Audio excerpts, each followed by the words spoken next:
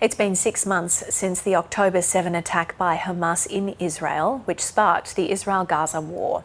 The fallout of the conflict continues to reverberate here in Australia, often dividing friends, family and community. Now, in the last hour, we spoke to Jeremy Liebler, the president of the Zionist Federation of Australia. Now we are speaking to Nasser Mashni, president of the Australian Palestine Advocacy Network. A very good morning to you, Nasser. Good morning, Fauzia. Nasser, 6 months on into this conflict, what are the conversations that's happening within the Palestinian community?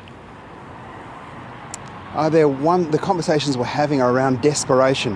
How and when is Israel going to stop this latest uptick in its genocidal campaign, its war on Palestinians? How do we support community? How do we look after each other? There are members of our community that are not leaving home, not showering, not going to work. We've got a member of our community that I know personally that's lost 134 members of their family. And there's also discussions about how we reconnect with the Australian government and get the government to represent a constituency that it's not speaking to or for. And they'll be out at rallies all across this continent, from Melbourne, Sydney, Brisbane and everywhere. Nasser, it is a very difficult time, a very hurtful time for many people at this time, for Palestinians and the Israeli community across Australia. I wonder if you've had conversations with members of the Israeli community about what's happened on October 7th. Look, I've had some conversations with some acquaintances and friends who identify as Zionist, but overwhelmingly the conversations I want to be having is with our leaders and why they're not stepping up their campaign to demand that Israel stops. The killing stops today if the West starts sanctioning Israel the way we treated Russia when they invaded the Ukraine. It's past time, 6 months, 50,000 at least dead, according to some reports on the ground, and upwards of 100,000 if you use some of the extrapolations of the actuarial tables. It's past time for us to sanction Israel, to treat it like the rogue state it is, Fauzia. Well, Foreign Minister Penny Wong has indicated that Australia is dissatisfied with the investigations that Israel carried out on this recent missile attack on the aid workers that killed an Australian as well. Is that enough? Well, we welcome the sterner language she's using, but we should be clear, this was an assassination. The Israeli drone that took out those workers, those volunteers that were trying to feed a man-made famine, 1 million people that have got fully stocked supermarkets less than 5 kilometres away, aid trucks a kilometre away, that this assassination has stopped all aid from all the NGOs from going to the north. Over and above which, this has immediately created a distraction from the apocalypse that Israel rained down on Gaza's biggest hospital, Al-Shifa. Nobody's talking about Al-Shifa now, just like they did with UNRWA after the International Court of Justice said Israel was committing a plausible genocide. Nasser, in the last hour we spoke to the president of Zionist Federation of Australia, Jeremy Liebler. I want to play a clip of what he said. In addition to the 130 hostages that are still being held in Gaza, Hamas started this war. Israel did not want this war and does not want this war. But Israel has to defend its citizens. Hamas has sworn to commit another 7th of October, and another one, and another one. And so if Israel doesn't remove Hamas and prevent Hamas from being able to operate and control the Gaza Strip, it simply is going to exposing its own citizens to another terrorist attack. I wonder, Nasser, how much responsibility you think Hamas should take in this war? The responsibility entirely for the decimation, the genocide, the ethnic cleansing of Palestinians lives with the Israeli government and Zionism as a political ideology. But how much responsibility should Hamas take in terms of raiding Israel, in terms of taking these hostages and killing over 1,200 people?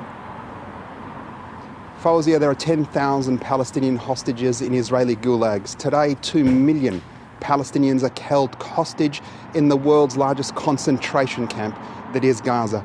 Israel is directly to blame. 2 days before October 7, Israel killed 4 Palestinians in the West Bank where there is no Hamas. Israel has got a Palestinian problem, not a Hamas problem. I wonder if there is a consensus among the Palestinian community about Hamas's actions on October 7th. Well, there's a consensus that Palestinians want self-determination, and the thought that Israel can bomb Hamas out of existence, can bomb Palestinian resistance out of existence, is just absolutely absurd. Palestinians have a just right to self-determination, as does everybody. South Africa was an apartheid state. It ended when apartheid ended. South Africa still exists. Israel as an apartheid entity from the river to the sea must be ended. And everyone should live free from the river to the sea. All of Abraham's children, Muslim, Christian and Jew. And anyone that thinks they should be superior or have superior rights shouldn't be allowed to stay. It's pretty simple. Australians get the right to everybody to be free. In terms of, you talk about Australians should have the right to live free. Are there conversations within the Palestinian organisation or Palestinian community about Hamas's responsibility when it comes to releasing these hostages? Well, the conversations within the Palestinian community are about the media, about governments continuing to frame this as if it's an 183-day-old conflict. Israel was killing Palestinians, ethnically cleansing them, genociding them before Hamas came into existence. The challenge here is for 17 years, the daily blockade, the daily humiliations, the daily genocide was never being reported. Fawzia, a day before October 7, October 5, 4 Palestinians were killed. Nobody interviewed me or Jeremy Liebler to say, why is Israel killing Palestinians? We can't let this situation to continue. Nasser, do you see the deaths of these 7 aid workers this week, the international backlash that Israel is currently facing, the rising death rate within Gaza? Do you see this as a turning point now in the conflict?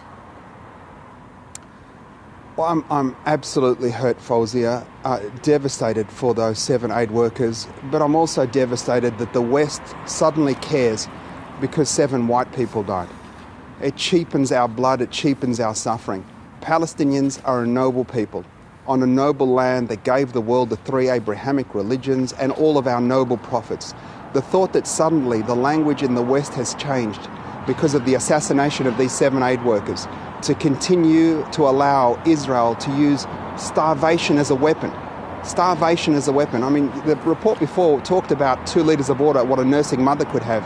What it didn't talk about is nursing mothers who are so malnourished that they're not lactating, that their children that they have carried for 9 months are starving on their breasts without sustenance because there is no powdered milk.